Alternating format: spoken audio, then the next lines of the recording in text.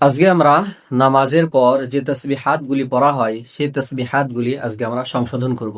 তো চলুন ভিডিওটা শুরু করি। নামাজের শেষে তাসবিহ 33 বার সুবহানাল্লাহ, সুবহানাল্লাহ, সুবহানাল্লাহ, সুব সুব বাটা পরিষ্কার হয়েছে না। সুবহানাল্লাহ, সুবহানাল্লাহ, সুবহানাল্লাহ, সুবহানাল্লাহ, সুবহানাল্লাহ, সুবহানাল্লাহ, সুবহানাল্লাহ। সুবহানাল্লাহ, এরপর 33 বার আলহামদুলিল্লাহ, আলহামদুলিল্লাহ, আলহামদুলিল্লাহ, আলহামদুলিল্লাহ। আলহামদুলিল্লাহ, মাশাআল্লাহ, সুন্দর হয়েছে এটা।